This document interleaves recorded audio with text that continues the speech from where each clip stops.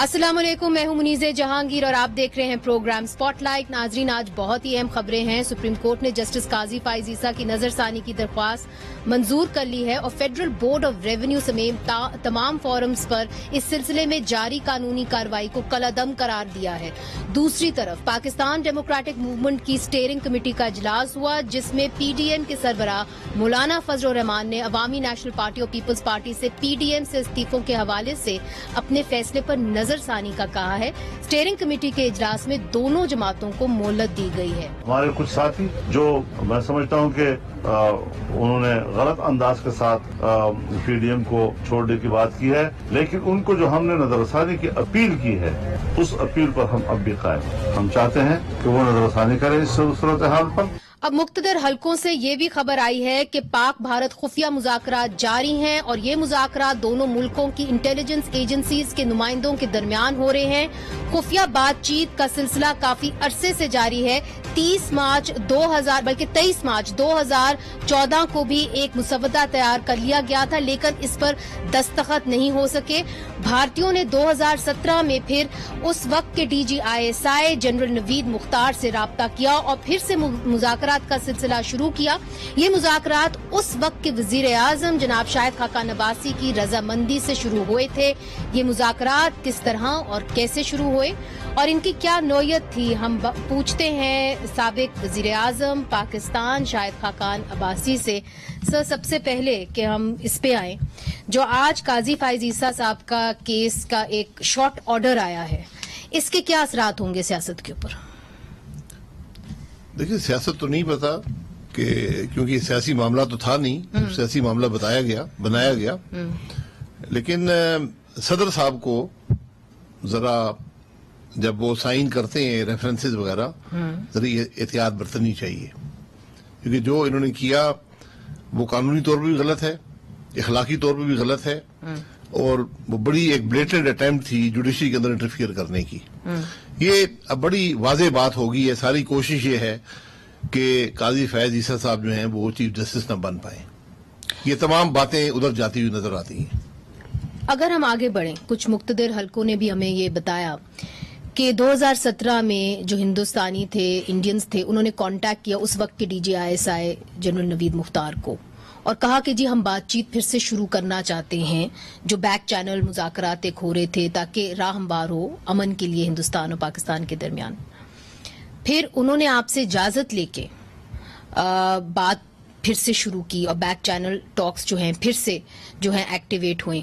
کیا یہ بات درست ہے؟ دیکھیں، یہ جو بات آپ نے کی ہے یہ نیشنل سیکورٹی کونسل کی بات ہے، یہ پبلکلی ڈسکس نہیں ہو سکتی۔ معذرت سے میں کہنا چاہوں گا، اور بھی بہت سی باتیں ہیں، یہ صرف بات یہاں تک محدود نہیں ہے، بہت سی باتیں ہیں۔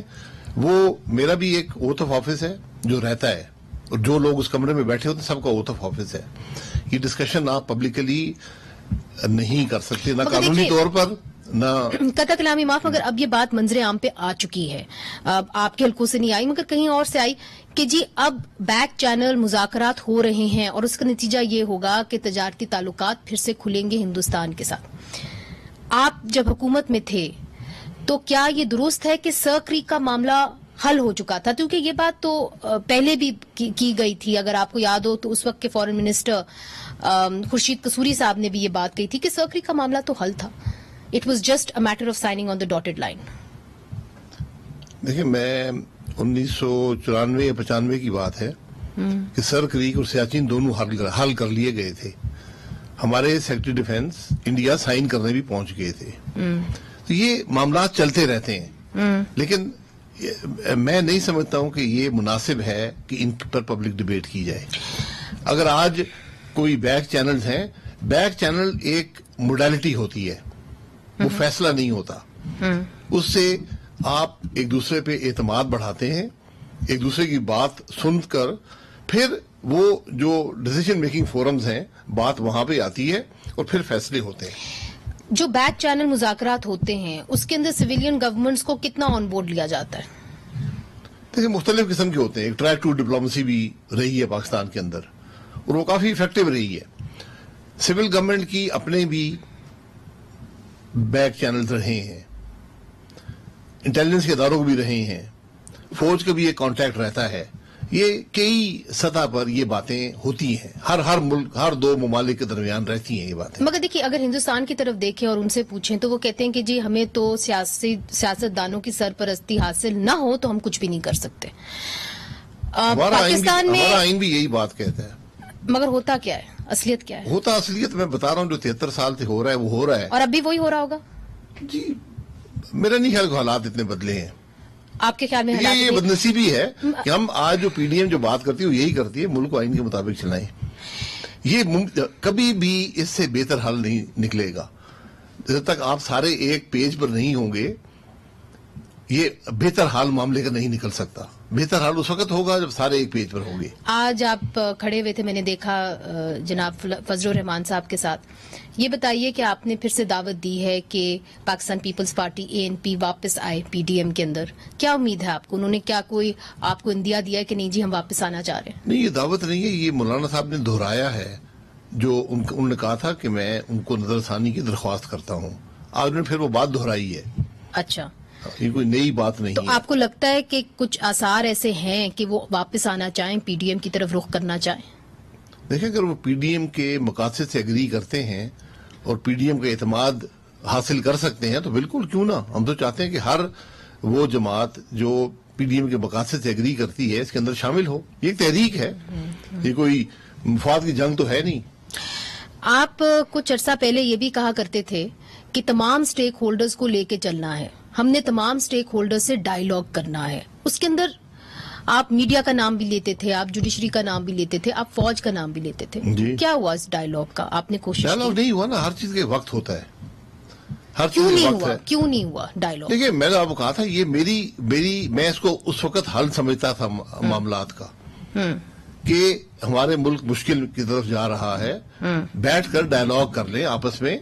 ये कोई दो पार्टीज का डायलॉग नहीं है, ये मुल्क के मसाइल पर डायलॉग है।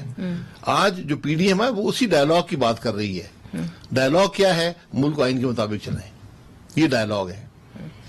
इस पर जब तक आप नहीं जाएंगे आपका मुल्क आगे नहीं बढ़ेगा। TLP ने आपकी हुकूमत में भी लॉ एंड ऑर्डर सिचुएशन एक क्रिएट की थी, तब आपने उनके साथ एक अग्रीमेंट साइन की थी। वो अग्रीमेंट हम दिखा भी सकते हैं अपने टीवी स्क्रीन के ऊपर, उसके ऊपर एहसन इकबाल साहब के दस्तखत थे। क्या ये जो अग्रीमेंट है आपकी रजामंदी से साइन हुई थी, चूंकि उस वक्त आप वजीर आजम थे? जी, जिम्मेदारी मेरी है, लेकिन रजामंदी की बात जो है वो मैं उसमें नहीं जाऊंगा। नहीं, क्यों नहीं जाएंगे? इसलिए मैं इसलिए नहीं जाऊंगा कि मेरी हुकूमत के एक वजीर ने भी साइन किया, उस पर बहुत से सिग्नेचर हैं। मेरी हुकूमत के एक वजीर ने भी साइन किया, वजीर दाखिला ने साइन किया। उन्होंने रात को मुझसे बात की थी उस दिन। बहरहाल आइडिया किसका था कि आप एक अग्रीमेंट? मैं कहता हूँ वो इसको रहने देना, ये मामला। बहरहाल आपकी रजामंदी नहीं थी। देखिए, जब मैंने अपने वजीर को इजाजत दी तो फिर मेरी रजामंदी शामिल हो गई। मगर आप खुश नहीं थे इस फैसले से? खुशी की बात नहीं होती, खुशी की बात नहीं होती। असल वजह यह है कि मामला हुआ क्यों था, उस पर क्या हम कार्रवाई कर सके, हम क्या एतमाद बिल्ड कर सके, क्या हमें सपोर्ट हासिल थी एज अ गवर्नमेंट, क्या पाकिस्तान ने उसमें नुकसान उठाया या फायदा उठाया। कि एक मुल्क का दारुल हुकूमत बंद है, उसकी सड़क नहीं, उसकी सड़क बंद है, एयरपोर्ट की सड़क बंद है, लोग एयरपोर्ट नहीं जा सकते। तो इस पर हमें कम से कम उस मामले को जरा बेहतर तरीके से हैंडल करना चाहिए था। तो हमसे नहीं हुआ और फिर अब वही मामला फिर खड़े हुए। इसीलिए हम जो तहरीक, कैसे बेहतर तरीके से आप हैंडल कर सकते थे इसको? देखिए, पता चलता कि हमने उनसे डायलॉग भी किया। काजी फाइज ईसा ने अपनी जजमेंट में कुछ कहा था कि जी आप पता कराएं कि इनके पैसे कहां से आ रहे हैं। जी, ये मैं ये कह रहा हूं, बहुत सी बातें हैं जो ना ही आदमी प्रोग्राम में डिस्कस करे तो बेहतर है। ये ट्रूथ कमीशन का मटीरियल है। मैं हमेशा कहता हूं कुछ चीजें ऐसी हैं जिनको कंट्रोवर्सी नहीं बनाना चाहिए, लेकिन उनकी हकायक पाकिस्तान के अवाम के सामने आने चाहिए। आपको उम्मीद है कि ट्रूथ कमीशन बनेगा? किसी दिन तो जरूर बनेगा, और जितनी जल्दी बना ले तो बेहतर है, क्योंकि हम उन गलतियों को दोहराते रहेंगे अगर हम उनको से सबक हासिल नहीं करेंगे। अब शहबाज शरीफ साहब जो हैं वो बाहर आ गए हैं, क्या वो पाकिस्तान मुस्लिम लीग नून को लीड करेंगे पाकिस्तान के अंदर? शहबाज शरीफ साहब सदर हैं, वही लीड करेंगे। लीडर अपोजिशन भी हैं, सदर भी हैं पार्टी के। मरियम नवाज ने हाल ही में एक बयान दिया और उन्होंने कहा कि जो जहांगीर खान तरीन हैं ان کے جو ریبل لا میکرز ہیں ہم ان کو ایکسپٹ نہیں کریں گے جب تک وہ ایک فارورڈ بلاک نہیں بناتے. Are you waiting for a forward block? دیکھیے یہ ان کا ویو پوائنٹ ہے, یہ پارٹی کے اندر یہ بات ڈسکس نہیں ہوئی ہے. مریم نواز صاحبہ ایک اس پارٹی کی لیڈر ہیں, سوال ہوتے ہیں جو آواز دینے پڑتے ہیں, ان کی اپنی رائے بھی ہوتی ہے, انہوں نے یہ بات کہہ دی ہے, لیکن یہ اس بات کا فیصلہ پارٹی ہی کر سکتی ہے. اچھا, انہوں نے ایک اور بات بھی کہی, انہوں نے کہا کہ میں چاہتی ہوں کہ یہ حکومت جو ہے اپنی مدت پوری کرے کیونکہ یہ کوئی بہانہ نہ رہ جائے اور سب کو پتا چل جائے کہ اس حکومت کا جو ہے کیا اصلیت ہے. اس کے اوپر پاکستان پیپلز پارٹی کے چودھری منظور صاحب نے بھی ری ایکشن دیا ہے. مجھے نہیں معلوم کہ آپ نے دیکھا ہے, میں آپ کو دکھا دیتی ہوں پھر آپ سے. نہیں نہ میں چودھری منظور صاحب کو جانتا ہوں نہ میں ان باتوں کی حیثیت میں پڑھ دیتی ہوں پھر. نہیں میں وہ ٹھیک ہے, دیکھیں میں پھر کہوں گا تاکہ ویورز کو پتا چل جائے. انہوں نے کہا جب اس حکومت کو 5 سال پورے کرنے دینے ہیں تو لانگ مارچ اور استعفوں کا تماشا کیوں لگایا گیا. پی ڈی ایم 5 سال پورے کروانے کے لیے توڑی گئی ہے, یہ چودھری منظور صاحب نے کہا ہے. ماشاءاللہ. دیکھیں میں یہ کہہ رہا ہوں چودھری منظور صاحب نے تو بیان دینا ہے نا. مریم نواز صاحبہ نے ایک بیان دیا, ان کا کانٹیکس کیا تھا وہ ذرا دیکھ لیں. انہوں نے یہ کہا کہ ہم چاہتے ہیں کہ لوگ ذرا بھگت لیں ان کو, جو لوگ لائے ہیں جو ایکسپیریمنٹ کرتے ہیں وہ بھگت لیں کہ یہ جو ایکسپیریمنٹل گورنمنٹس ہوتی ہیں یہ ایک سارکیزم کے لہجے میں کہا گیا. ٹھیک ہے, تو اس لیے ہم تو پہلے دن سے کہہ رہے ہیں اس حکومت کا ہر لمحہ ملک پہ بھاری ہے, لیکن مسئلہ اس حکومت کے جانے سے حل نہیں ہوگا. مسئلہ اس وقت حل ہوگا جب آپ یہ فیصلہ کریں گے کہ اپنا ملک آئین کے مطابق چلائیں گے. وہ فیصلہ کون کرے گا؟ فیصلہ سارے کریں گے. پاکستان پیپلز پارٹی یہ فیصلہ کرے گی. جو محب وطن ہیں وہ یہ فیصلہ کریں گے. مگر دیکھیے آپ کے پاس ایونیوز کیا ہیں, آپ کے پاس ایونیوز پارلیمنٹ ہے, آپ کے پاس سینٹ ہے, مگر اس کے اندر کچھ آپ چیزیں کر سکتے تھے جسے آپ جمہوریت جو اگلے الیکشن ہے اس کم از کم صاف شفاف کی طرف لے کے جا سکتے تھے. الیکٹرل جس طرح کے ایک کمیٹی آپ نے بنائی ہے الیکٹرل ریفارمز کے حوالے سے, ادھر آپ کام تیز کر سکتے ہیں. اس میں 2.5 سال ہو گئے, کچھ بھی نہیں ہوا. نہیں ہے پاکستان میں. اگر آپ الیکشن چوری کرنا چھوڑ دیں, الیکٹرل ریفارم کی کیا ضرورت ہے؟ ایک سینٹینس الیکٹرل ریفارم چاہیے, الیکشن چوری نہیں ہوگا. ہاؤ ول یو انشور کہ الیکشنز چوری نہ ہو؟ How will you ensure that? سب کو نظر آتا ہے, سب کو نظر آتا ہے کہ ملک میں کیا ہو رہا ہے, اور جو کر رہے ہیں وہ دیکھیں نا. بات تو یہ کوئی کر بھی تو رہا ہے نا. اگر نواز شریف صاحب کو کنوکٹ کرایا گیا, جج کو خرید کے, جج بھی بک گیا, نواز شریف صاحب کنوکٹ ہو گئے, وہ خریدنے والا کون تھا؟ اس کو پیسے دینے والا کون تھا؟ آپ بتائیے. مجھے نہیں پتا, میں تو یہ پوچھ رہا ہوں. مگر تحقیقات تو آپ نے کروائی. یہی سوالات ہیں جس کا جواب ملک کو چاہیے. یہ الیکشن چوری ہوتے ہیں, کرنے والا کون ہے, کیوں کیا جاتا ہے؟ کیونکہ ہمارا ملک تو آج سفر کر رہا ہے نا. الیکشن چوری ہوئے, ہم آج زوال پذیر ہیں, براہ راست الیکشن چوری سے اس کا تعلق ہے. آپ نے کافی عرصہ سیاست کی ہے, کیا الائنسز آپ بنتے ہوئے دیکھ رہے ہیں آنے والے دنوں میں اور مہینوں میں؟ دیکھیے میں نے کہا آپ الائنسز بنا لیں, آپ جو مرضی کر لیں, جب تک آپ اس بات کا فیصلہ نہیں کریں گے کہ ہمارا ملک آئین کے مطابق چلے گا, سارے ادارے آئین کے اندر رہیں گے, تو آپ کا ملک نہیں آگے چلے گا. یہ بنیادی ضرورت ہوتی ہے ایک پارلیمانی جمہوریت کی, آئین. آئی لیو اٹ ایٹ دیٹ. بہت بہت شکریہ جناب شاہد خاقان عباسی صاحب. وی لیو اٹ دیئر. ناظرین وقفہ لیتے ہیں اور وقفے کے بعد بات کریں گے کہ انڈیا اور پاکستان میں کورونا کی ایک خطرناک لہر گزر رہی ہے. بھارت میں پچھلے 24 گھنٹوں میں 2812 اموات ہو گئی ہیں, جبکہ پاکستان میں پچھلے 24 گھنٹوں میں 70 اموات ہوئی ہیں. پاکستان میں 30 اپریل کو ناظرین اموات کی تعداد 158 تھی. ویکسین تو آ گئی, لیکن کورونا کی وبا سے یہ خطہ کب چھٹکارا پائے گا؟ وقفے کے بعد ہم نے ایک ڈاکٹرز پینل سے بات کی ہے اور براہ راست ہم آپ کو ہندوستان بھی لے کے جائیں گے, وہاں پہ بھی ہم ڈاکٹر سے پوچھیں گے کہ ادھر کی صورتحال کیا ہے. یہ سب کچھ وقفے کے بعد.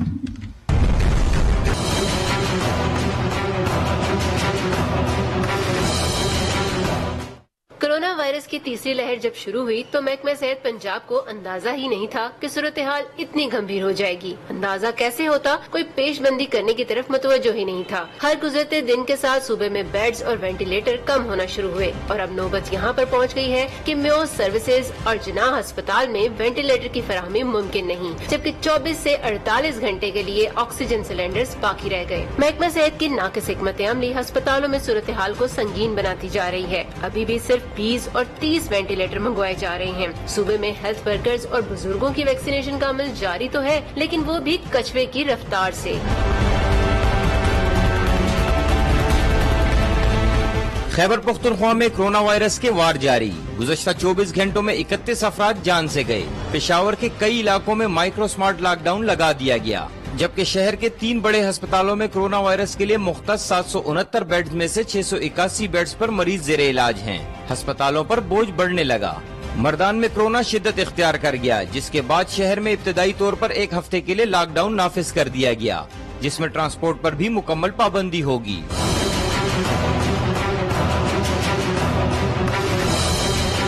مریضوں کو مصنوعی آکسیجن سلنڈروں کے ذریعے دی جا رہی ہے۔ فاطمہ جناح اسپتال کا آکسیجن پلانٹ 2017 سے غیر فعال ہے۔ ڈی ایم ایس ڈاکٹر صادق بلوچ کہتے ہیں کہ پلانٹ فعال ہونے میں ابھی 1 ماہ مزید لگے گا۔ موجودہ حالات میں کورونا SOPs پر عمل درآمد کرانا ناگزیر ہو چکا ہے اور ویکسین لگانے کا شعور بھی عام کرنا ہوگا۔ ناظرین، پاکستان کے 3 صوبوں سے آپ نے یہ رپورٹ دیکھی جہاں پہ ایسا لگ رہا ہے کہ جو آکسیجن کی کمی ہے وہ تمام صوبوں میں ہو رہی ہے۔ سندھ میں قدرن حالات کچھ بہتر ہیں۔ آئیے اپنے ڈاکٹرز پینل کی طرف بڑھتے ہیں اور براہ راست ہم آپ کو لے کے چلتے ہیں دلی، جہاں پہ ڈاکٹر یتن مہتا نے ہمیں جوائن کیا ہے۔ میڈینٹا انسٹیٹیوٹ آف کریٹیکل کیئر کے چیئرپرسن ہے۔ بہت بہت شکریہ ڈاکٹر صاحب، آپ نے ہمیں جوائن کیا۔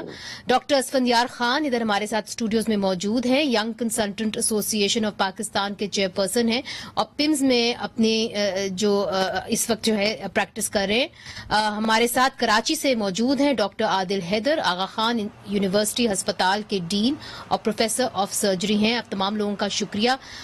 پہلے ہم اپنے جو مہمان ہیں ڈاکٹر یتن مہتا، آپ کی جانب آئیں گے۔ اس وقت جو ہندوستان کا حال ہے ڈاکٹر یتن مہتا، ہم ادھر سے دیکھ رہے ہیں، سمپتھیز آر ود یو۔ یہ بتائیے کہ یہ جو لہر آئی ہے آپ کے ہاں، کیا یہ کمبھ میلے کی وجہ سے آئی ہے؟ کیا وجہ ہے کہ یکدم ہندوستان کے اندر اتنی تیزی سے کیسز بڑھ گئے اور آج جو کیسز کی تعداد ہے 2000 سے زیادہ تجاوز کر گئی ہے، جو لوگ مر چکے ہیں کووڈ-19 سے؟ نہیں، دیکھیے، کمبھ نے تو پارٹلی تو کنٹریبیوٹ کیا ہے، لیکن کمبھ تو بہت اسمال ایریا میں تھا، انڈیا میں، نارتھ انڈیا میں۔ پر باقی آپ دیکھیے کہ ساؤتھ میں اور ویسٹ بنگال میں الیکشنز ہو رہے ہیں، لاکھوں کی تعداد میں لوگوں کی ریلیز ہو رہی ہیں، وہاں نہ کوئی سوشل ڈسٹینسنگ ہے، نہ ماسکنگ ہے، کوئی بھی کووڈ اپروپریٹ بیہیویئر نہیں ہے۔ اوپر سے سوشلی بھی میں دیکھتا تھا کہ اس درمیان پچھلے 1 مہینے میں سارے دلی سب جگہ لوگ سب کچھ کھل گیا تھا، ہوٹلز، ریسٹورانٹس، سوشل گیدرنگ، شادیاں، سیلیبریشنز سارے ایسے ہو رہے تھے جیسے کووڈ چلا گیا ہے۔ تو کوئی بھی کووڈ اپروپریٹ، پڑھے لکھے ان پڑھ سب لوگ میں بھی کووڈ اپروپریٹ بیہیویئر چھوڑ دیا تھا اور ساری انڈسٹریز کھل گئی تھیں۔ اس کی وجہ سے کافی زبردست سرج ہو گیا تھا، اور ویکسینیشن بھی جب شروع ہوا تو تھوڑا ہیزیٹینسی تھا، لوگ ویکسین لگانے میں بھی ہیزیٹیٹ کر رہے تھے۔ اس لیے یہ سب چیزیں مل کے سرج ہمارا سیکنڈ ہوا، اور اینٹیسپیشن میں بھی گڑبڑ ہوئی ہے ہماری، جو پبلک ہیلتھ میں بھی اس نے اتنا بڑا سرج اینٹیسپیٹ نہیں کیا تھا۔ اس لیے سب نے کنٹریبیوٹ کیا ہے اتنے نمبرز بڑھنے میں اور اتنی موتیں ہونے میں۔ ڈاکٹر اسفندیار، اس وقت جو ڈاکٹر مہتا کہہ رہے ہیں اور وہاں پہ بھی آکسیجن کی کمی سامنے آئی ہے، کیا پاکستان میں بھی یہی وجوہات ہیں کہ یہ جو تیسری لہر ہے یہ آئی ہے، یا کہ جو ایک UK ویریئنٹ ہے اس کی وجہ سے یہ تیسری لہر آئی ہے اور پیک پہ معاملہ چلے گئے؟ ابھی پچھلے 3 دن پہلے 150 تعداد ہو گئی تھی ان لوگوں کی جو کووڈ-19 کا شکار ہوئے ہیں اور دم توڑ گئے ہیں۔ بسم اللہ الرحمن الرحیم۔ بدقسمتی ہے کہ انڈیا میں اور پاکستان میں تقریباً لوگوں نے ایک ہی طرح سے بیہیو کیا ہے کووڈ کے ساتھ۔ ہر ذمہ دار شخص نے غیر ذمہ داری کا مظاہرہ کیا ہے۔ پولیٹیشنز نے اس کو سیریس نہیں لیا، حکومت نے سیریس نہیں لیا، مذہبی اسکالرز نے اس کو سیریس نہیں لیا۔ ہر بندے نے اپنا حصہ ڈالا ہے کہ یہ ثابت کرنے کی کوشش کی ہے کہ بھئی یہ کووڈ ہے، یہ ایک ڈرامہ ہے، یہ ایک غلط ایک آئیڈیا لایا گیا ہے۔ یہ حقیقت سے انہوں نے انکار کرنے کی کوشش کی اور یہی تباہی کا باعث بنا ہے۔ ابھی بھی ٹائم ہے کہ ہم، اگر پبلک نہیں سمجھتی تو حکومت کی ذمہ داری بنتی ہے کہ حکومت ایک اسٹرکٹ ایکشنز لیں۔ کس قسم کا اسٹرکٹ ایکشن؟ آپ سمجھتے ہیں کہ اگر لاک ڈاؤن لگایا جاتا پاکستان میں تو معاملات بہتر تھے؟ پہلے جب لاک ڈاؤن تھا تو پاکستان میں جلدی ہم نے لاک ڈاؤن لگایا تو اس کے ریزلٹس بہت بہتر تھے، اور پوری دنیا نے دیکھا کہ ہم نے हमें कम नुकसान हुआ है। आप समझते हैं कि लॉकडाउन की जरूरत है? बिल्कुल 100% इलाज ही यही है इस वक्त, इसको प्रिवेंट करने का। नहीं तो अल्लाह न करे, हमारी सिंपैथीज अपने इंडियन भाइयों के साथ है। सूरत हाल क्या है? इस्लामाबाद में बहुत बड़ा अस्पताल है। हाल ये कि हमारे पास 183 बेड्स हैं और 100% ऑक्यूपेंसी है। ऑक्सीजन की सप्लाई के ऊपर हम 100% यूजेज पे पहुंच चुके हैं। अच्छा। इसके बाद अगर ये मजीद बढ़ेंगे तो फिर हालात खराब हो सकते हैं, और यही एक तरीका है कि हुकूमत को ये स्टेप लेना चाहिए, लॉकडाउन लगाना चाहिए। डॉक्टर आदिल, इस वक्त सिंध के अंदर क्या सूरत हाल है? क्या वहां पे भी ऑक्सीजन की कमी है? और जिस तरह के डॉक्टर असफंदियार कह रहे हैं कि लॉकडाउन फिलफौर लग जाना चाहिए, आपका क्या इसके ऊपर आए? अस्सलाम वालेकुम Muniza, thank you so much for having me on the show. देखिए, first of all I want to give my best wishes to my colleagues in India. I know आप लोग सब you're going through a very difficult situation, तो इंशाल्लाह ताला that's going to get better soon. Regarding Sindh के हालात, अल्लाह का शुक्र है कि सिंध के हालात इस वक्त are not as bad as we see in Punjab and Islamabad वगैरह। इसकी क्या वजह है डॉक्टर साहब? इस वक्त अस्पताल में मेरे ख्याल में इसकी वजह यह है कि ये फैलना जो शुरू हुआ है वेरिएंट के थ्रू, वो मोस्टली पंजाब में फैलना शुरू हुआ था। और उसके बाद देखें, government has done some activity, उन्होंने इंटर प्रोविंशियल ट्रांसपोर्ट को कम किया था, उसके बाद कुछ लॉकडाउन शुरू किए थे। और मेरे ख्याल में ये जो अभी आज सिंध गवर्नमेंट ने स्टेप लिया है, फेडरल गवर्नमेंट ने स्टेप लिए हैं to close the schools, to limit economic activity till 6 PM, to decrease the number of people and businesses, ये सब बहुत इंपॉर्टेंट इकदाम हैं। देखें, इस वक्त गर्मी बहुत हुई हुई है, लोग अंदर रह रहे हैं, पंखे के अंदर, एयर कंडीशनिंग के अंदर, वहाँ पे फैलने का बहुत ज़्यादा पॉसिबिलिटी है। तो ये बेहतर किया है कि घरों से लोगों को घर से काम करने के लिए कहा गया है। That's all, these are all very good things to do. तो यानी कि सिंध हुकूमत ने इस मामले को ज्यादा संजीदा लिया। डॉक्टर यतिन मेहता, आपकी जानिब आऊंगी। हिंदुस्तान के अंदर स्टेट सिस्टम है, वहां पे भी जो आप समझ लें मुख्तलिफ स्टेट्स हैं, उनके पास ज्यादा इख्तियार होता है। क्या आपके नजरिए में कुछ ऐसी स्टेट्स हैं जिन्होंने ज्यादा सीरियसली इसको लिया, संजीदा लिया, लॉकडाउन ज्यादा किया और उसके जो असरात हैं वो अच्छे हुए? नहीं, ये सच्ची बात है। आप देखिए, कुछ जो इकोनॉमिकली बहुत ज्यादा डेवलप्ड स्टेट्स कुछ नहीं है, जैसे उड़ीसा है वेस्ट ईस्ट इंडिया में, असम है ईस्ट इंडिया में, उनका रिस्पांस ज्यादा अच्छा रहा है। आप क्राउडेड जो स्टेट्स हैं, जो इकोनॉमिकली मोर वाइब्रेंट स्टेट्स है, लाइक महाराष्ट्र, जो फाइनेंशियल कैपिटल जिसको बोलते हैं, आपकी कराची की तरह है बॉम्बे, और वहां बहुत खराब तरीके से हैंडल हुआ है, और इसलिए वहां सर्ज बहुत जबरदस्त हुआ है। वहां स्लम्स भी हैं, एग्रीड, क्राउडिंग भी ज्यादा है, लेकिन स्टेट गवर्नमेंट ने इतनी अच्छी तरह हैंडल नहीं किया जितना उनको करना चाहिए था, प्रियम्पटिवली, जैसे आपने सिंध प्रोविंस में किया है। कुछ स्टेट से अच्छी तरह किया है, वहां सर्ज इतना नहीं हुआ है। अच्छी तरीके से मायने कि लॉकडाउन जल्दी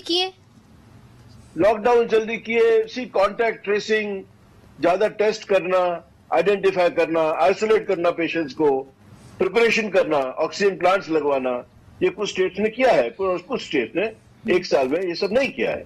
इसलिए ऑक्सीजन की शॉर्टेज भी वहां उन स्टेट्स में ज्यादा है। ये बड़ी दिलचस्प बात आप लोग कर रहे हैं। इधर एक मैं छोटा सा वक्फा लेती हूँ नाजरीन, मगर हमारे साथ हैं डॉक्टर्स बियॉन्ड बॉर्डर्स लिटरली, और हम देख रहे हैं कि इस वक्त पाकिस्तान और हिंदुस्तान की सूरत हाल क्या है, कोविड-19 के हवाले से कहाँ जा सकती है। बहुत सारे सवालात इनसे करने। वक्फा लेते हैं, वक्फे के बाद हाजिर होते हैं। वेलकम बैक नाजरीन, हमारे साथ डॉक्टर्स पैनल मौजूद है। हमारे साथ हिंदुस्तान से डॉक्टर यतिन मेहता ने भी हमें ज्वाइन किया है। डॉक्टर यतिन, इंडिया जो है सबसे बड़ा वैक्सीन प्रोग्राम जो है कर रहा है, कुछ वैक्सीन के बारे में बताया। आपके पास एस्ट्राजेनेका है, तो ये जो वैक्सीन हैं ये आपको तमाम वेरिएंट्स से प्रोटेक्ट करती हैं कि नहीं? That's a good question, Munazir. We do not know, but the initial studies which have come out, some of them have been done in India, that at least is effective against the UK variant and the Brazilian variant. It may not work against the South African variant or the double mutants. But most of the common variants which you see, which you will see in Pakistan also, ये उसके against effective रहते हैं। और यानी कि ज्यादातर effective रहेंगे मुख्तलिफ वेरिएंट्स के खिलाफ? हाँ, रहने चाहिए। और जो इंडिजिनसली डेवलप्ड वैक्सीन है, कोवैक्सीन, भारत बायोटेक का, वो it has been found that it is quite effective against the UK variant. तो वो अच्छी बात है कि वेरिएंट्स अब बाय एंड लार्ज कवर हो जाएंगे। तो ये अभी फियर सबके दिमाग से निकाल देना चाहिए कि वेरिएंट के अगेंस्ट इफेक्टिव है कि नहीं। वैक्सीन जिनको मिलता है प्लीज लगवाइए।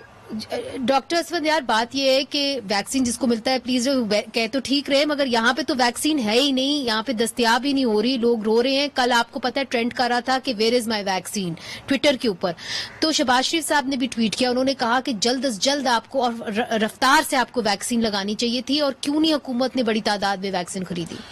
देखिए, हुकूमत ट्राई कर रही है वैक्सीन खरीदने की, लेकिन चूंकि हमारी बदकिस्मती है कि हमारे किसी भी हुकूमत ने आज तक हेल्थ के ऊपर प्रायोरिटी नहीं दी।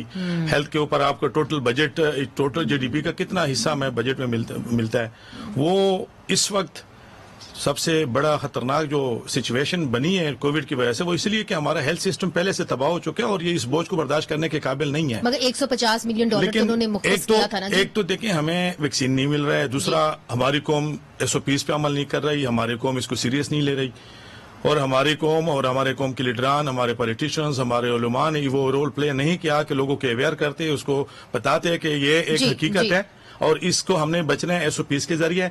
अब जब वो टाइम सारा गुजर गया, माइक्रो लॉकडाउन भी खत्म हो गया, SOPs पे भी कोई अमल नहीं कर रहा, अब एक ही ऑप्शन हमारे पास रह गया। मैं इसलिए बार बार जोर दे रहा हूं कि इस वक्त हम उस स्टेज पे हैं, अल्लाह न करे हमें इंडिया वाले सिचुएशन पे पहुंचेंगे तो इंडिया तो फिर भी उनका हेल्थ सिस्टम काफी मजबूत है, वो और कम कर लेंगे, हम इस काबिल नहीं रहेंगे कि हम किसी भी तरीके से फिर यानी लॉकडाउन करें और जितना जल्दी हो सके बेहतर है। डॉक्टर आदिल, ये डॉक्टर असफंदयार का कहना है कि आपको लॉकडाउन करना पड़ेगा, हमारे पास कोई ऑप्शन नहीं है। वैक्सीन के हवाले से भी हम बात कर रहे थे, इसके ऊपर भी जवाब दे दीजिएगा कि ये जो वैक्सीन हम लगा रहे हैं साइनोफार्म, स्पुतनिक, इसके असरात कितनी देर तक होते हैं, कितने अरसे तक होते हैं? देखिए, फर्स्ट ऑफ ऑल जो गवर्नमेंट ने जिस तरह से एक चीज तो बहुत अच्छा किया है कि NIC कार्ड के साथ मैच करके, ताकि हम सबको पता हो कि किसको कौन सी वैक्सीन लग रही है, ये एक्चुअली बहुत अच्छा काम किया है through the national registration system. अब देखें, I think it's very important कि आई एम सॉरी, ऊपर प्लेन जा रहा था। जी कोई बात नहीं, जाने दीजिए। Very important I think it's very important कि जो सबको पता हो कि साइनोफार्म जो है वो एक्चुअली काफी इफेक्टिव है, उसकी डिजीज को रोकने के लिए तकरीबन 70% के करीब इफेक्टिव है, मगर डेथ रोकने के लिए, यानी कोई उससे अल्लाह न करे कोविड से जिसका इंतकाल हो, उसको रोकने के लिए तकरीबन 98% है। तो जरूर वैक्सीन लगाना चाहिए। इसके बाद नेक्स्ट वैक्सीन जो आ रही है CanSino, तो बहुत अच्छी है पाकिस्तान के लिए, क्योंकि वो एक्चुअली पाकिस्तान में ट्रायल हुआ है उसका, 18,000 पाकिस्तानियों ने उसका ट्रायल किया है और उसके ऊपर भी अगेन 76% इफेक्टिव था वो, बिल्कुल कोविड को रोकने के लिए, और डेथ के लिए ऑलमोस्ट परफेक्ट था कि वो सारे डेथ्स जो है रोक लेता है। तो अगर मौका मिले आपको तो फौरन आपको वैक्सीन लगाना चाहिए, और अगर आप 40 साल से ऊपर हैं तो फौरन रजिस्टर करना चाहिए आपको वैक्सीन के लिए। ये एक बहुत ही ज्यादा इंपॉर्टेंट है। रजिस्ट्रेशन 40 से ऊपर की खुल भी गई है। डॉक्टर आदिल, डॉक्टर यतिन, चूंकि we have Pakistani doctors and Indian doctors, अब बात अमन की होती है, मुझे ये बताइए कि हमारे जो लीडरशिप है दोनों मुल्कों के अंदर, क्या वो कोई और रोल अदा कर सकती थी? Looking back at the crisis, would you suggest as a health care professional कि वो कोई और रोल अदा कर सकती थी जिससे दोनों मुल्कों की जो अवाम है उसके ऊपर ये अजाब ना आता? Could they have done things differently and how so together? No, absolutely. See, we could have interacted together. The public health people could have sat down together and have a joint strategy. I was addressing the Bangladeshi doctors yesterday. They were so happy to listen to me and advise and discuss with me. Similarly, we could have done with Pakistan. I think we should now forget about the past, and we should now. I have been to Karachi 2 times. I have some very good Pakistani friends, and I think at least in the field of medicine and public health, we all can work together because the problems are similar. Right, Dr. Asfandyar साहब। देखिए, एक तो मैं अपनी जो हमारी leadership है, और मेरे ख्याल में दोनों मुल्कों में जो लीडरशिप है, उन्होंने संजीदगी का मुजाहरा नहीं किया। उन्होंने अपनी जाती मफादात को कौमी मफादात पे तरजीह दी है, अपने कैंपेन चलाए। करना क्या चाहिए था? उनको कम से कम हर पार्टी के लीडर को अपने फॉलोअर्स को ये बताना चाहिए था शुरू में। मगर हिंदुस्तान के साथ अगर हम बात कर रहे हैं कि जी अगर रीजनल रिस्पांस चाहिए था कोविड, ये तो मेरा ख्याल है कि हेल्थ के हवाले से तो हम बहुत ज्यादा एक दूसरे के इंटरलिंक्ड हैं, और हमें एक दूसरे के साथ बैठने भी चाहिए था। अभी भी टाइम है हमारे पास बैठना चाहिए, डॉक्टर्स को इकट्ठे बैठना चाहिए, बिल्कुल इकट्ठे बैठना, क्योंकि हमारे जो हिस्सा है उसकी जो एनवायरनमेंट है वो सेम है, तो हमें हर सेम किस्म की प्रॉब्लम्स को फेस करना पड़ता है, इसलिए हमारे दरमियान ये राब्ते होने चाहिए। Doctor Adil, doctor Asfandyar, doctor Mehta دونوں کہہ رہے ہیں کہ جی ایک ریجنل رسپانس کی ضرورت تھی, اور جو ہم یہ جو کرائسس ہے اسے ہم نے سیکھا ہے کہ اگر ہم ایک دوسرے سے بات کرتے تو شاید ہماری عوام کو فائدہ پہنچتا. آپ کیا سمجھتے ہیں اور کیسے آگے بڑھا جا سکتا ہے؟ جی دیکھیں فرسٹ آف آل جیسے کچھ لوگوں کو پتا ہے کہ میں 20 سال باہر کام کر آیا ہوں. میرے جو سب سے قریبی کولیگز تھے ڈاکٹر حضرات, بہت سارے اس میں انڈین ڈاکٹر تھے. تو اگر آپ پاکستان انڈیا سے باہر جاتے ہیں آپ دیکھیں گے انڈین پاکستانی ڈاکٹر مل کے بہت زبردست سائنس کا بھی کام کرتے ہیں اور کولیبریٹ کر کے زبردست کام ساتھ کیے ہیں ہم لوگوں نے. اسی طرح سے اس وقت اپرچونٹی ہے کہ پبلک ہیلتھ رسپانس میں ایک دوسرے کے ساتھ ہم نوٹس ایکسچینج کریں, دیکھیں کہ وہاں کیا ہو رہا ہے, تاکہ جو وہاں پہ جو لیسنز ہیں وہ ہم فوراً یوز کریں پاکستان میں. So first of all I think یہ بہت اچھی اپرچونٹی ہے, اور مریضہ thank you for bringing us together on this show. Second thing میں یہ کہنا چاہتا ہوں اباؤٹ دی پولیٹیکل لیڈرشپ. دیکھیں شروع میں جب کووڈ آیا تھا تو بہت زبردست doctor Adil we have very little time, جی thank you so much doctor Yatin Mehta for joining us. جی doctor Adil last I'm just saying کہ دیکھیں اٹس اے لانگ ہال, بہت لمبا ٹائم ہے, یہ 1 سال سے اوپر چل رہا ہے. سو obviously تھوڑا کووڈ فٹیگ ہوگا. اب بس یہ کہ we need to reenergise ourselves. I am very happy کہ گورنمنٹ نے اس کو بالکل سنجیدگی سے لیا. دیکھیے فوج کو انہوں نے کہا کہ سپورٹ کریں. I think that's a huge milestone. All right, thank you so much. I'm so sorry we've run out of time. Doctor Adil, doctor Yatin Mehta joining us from Delhi, doctor Asfandyar. اور ناظرین یہ جو ڈاکٹرز ہیں, ڈاکٹرز ہندوستان میں پاکستان میں جو ہمارے شو میں انہوں نے شرکت کی, انہوں نے کہا کہ یہ جو کووڈ رسپانس تھا اس کا رسپانس جو ورلڈ لیڈرز اور اس خطے میں لیڈرز کا ہونا چاہیے تھا وہ نہیں تھا. ان کو چاہیے کہ ڈاکٹرز کو ملائیں, آپس میں نوٹس ایکسچینج کریں اور مل جل کر یہ جو ایک عذاب آیا ہوا ہے, وبا آئی ہوئی ہے, اسے چھٹکارا پائیں اور ایک دوسرے کی مسٹیک سے, ایک دوسرے کی وکٹری سے بھی سیکھیں. یہ ہے ڈاکٹرز کا کہنا. منیز جہانگیر کو اجازت دیجیے. خدا حافظ.